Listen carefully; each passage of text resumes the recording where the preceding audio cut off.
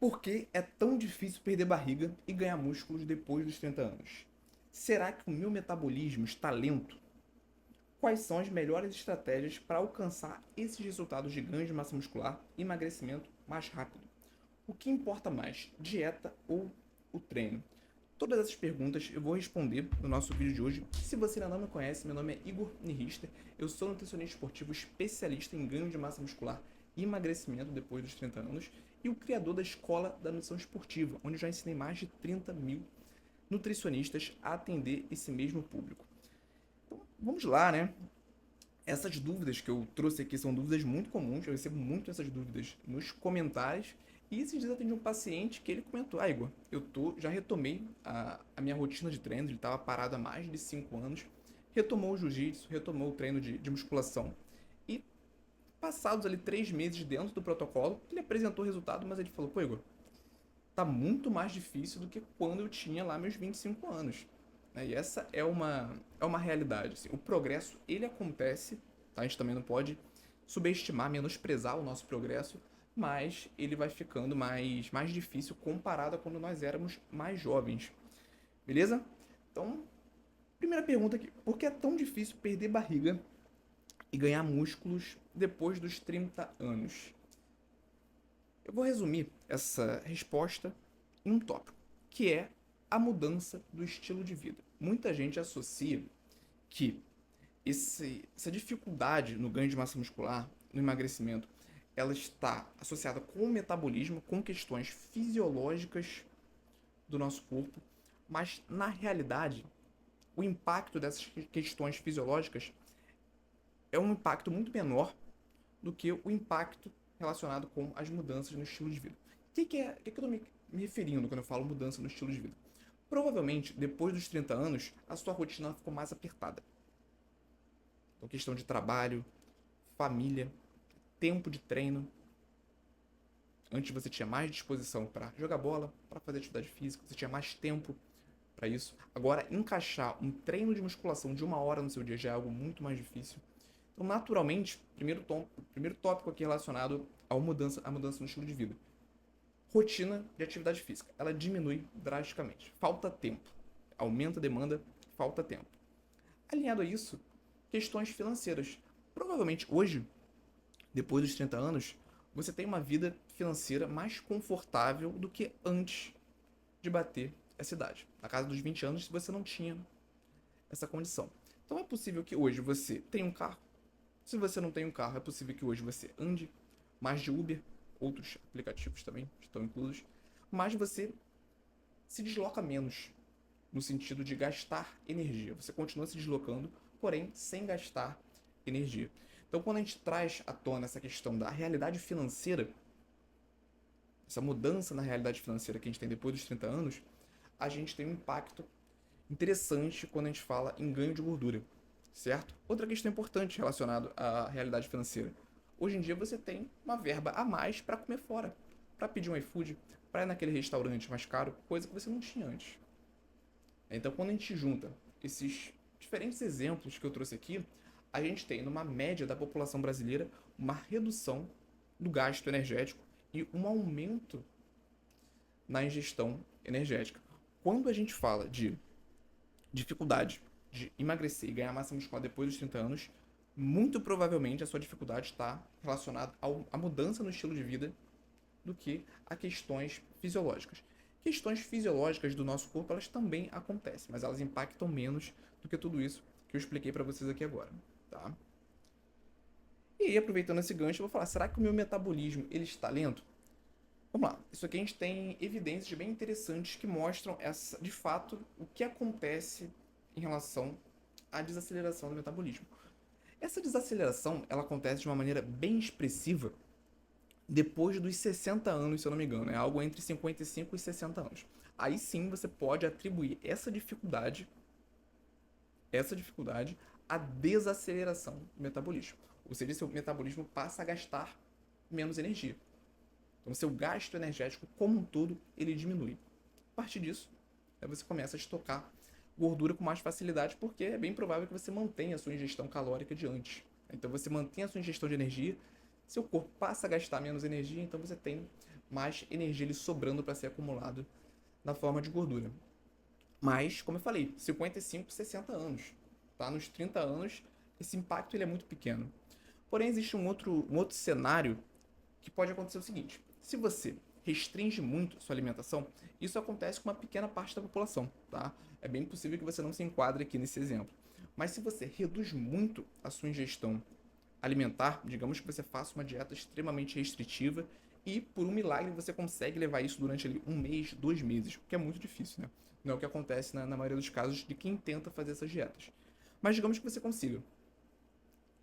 Seu corpo ele não entende isso bem. Para ele, essa baixa ingestão energética é um risco. Então, o que ele faz? Ele desacelera. Existe ali uma série de alterações na produção de hormônios, onde ele desacelera como se ele entrasse em modo avião.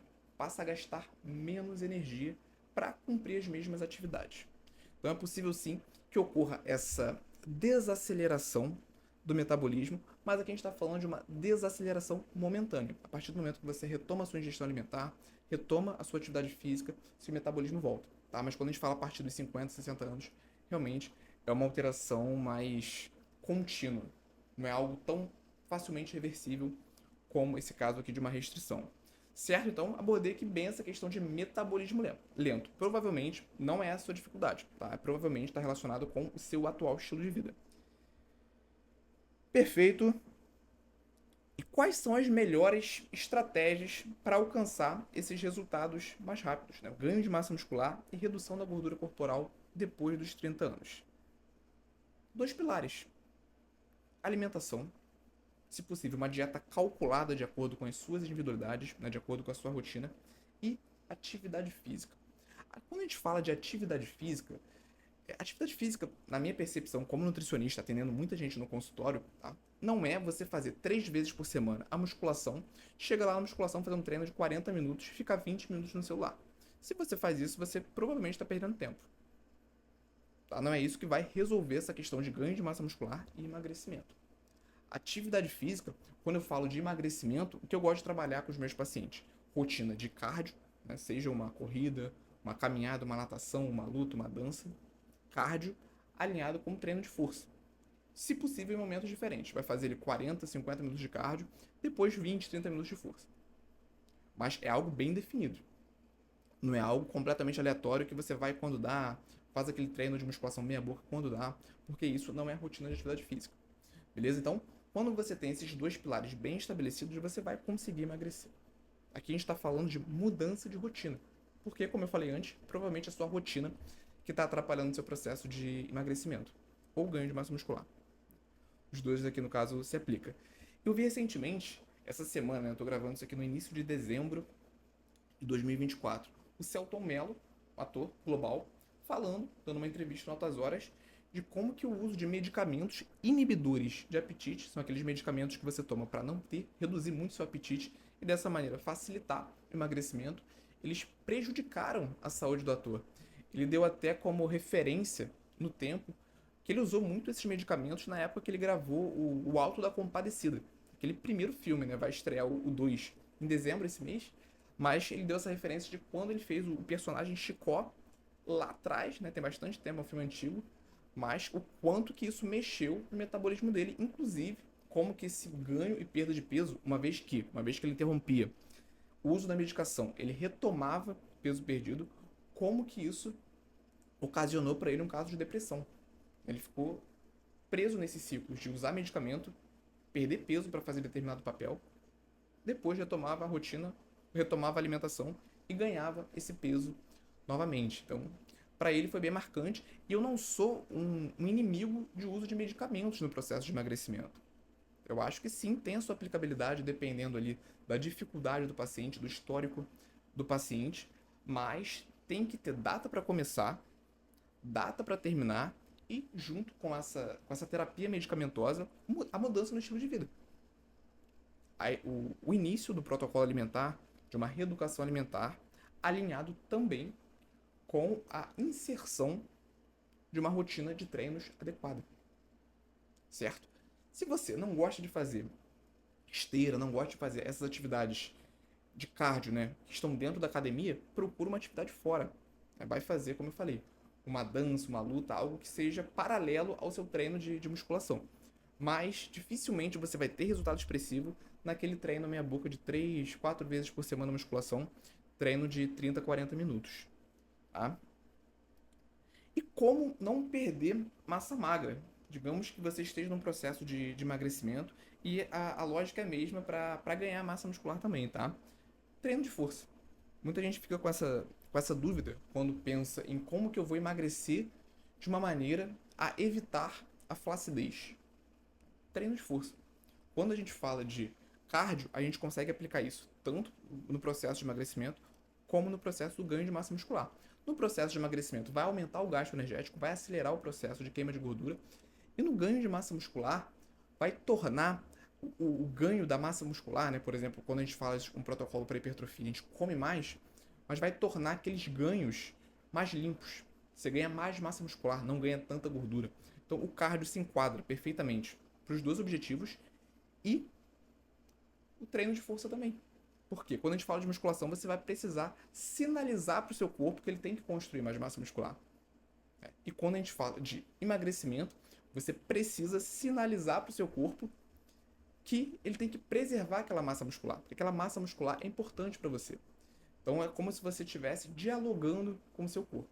O treino serve para você dialogar com o seu corpo. Se você está no processo de ganho de massa muscular, você vai dialogar para ele que aquela energia que você está consumindo, ela precisa ser convertida em mais massa muscular.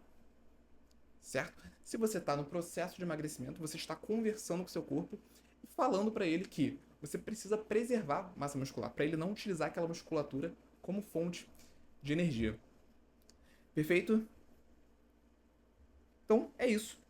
Essas foram as perguntas e respostas que eu separei para o nosso vídeo de hoje. Se você gostou, se esse conteúdo te ajudou, já se inscreve aqui no canal, deixa o like para avisar para o YouTube que esse vídeo foi relevante. E me segue também no Instagram, vou deixar o link aqui na descrição desse vídeo. Link também para acompanhamento nutricional, para cursos. Eu vou deixar as atualizações na descrição desse vídeo. E é isso. Vamos com tudo e até o nosso próximo vídeo.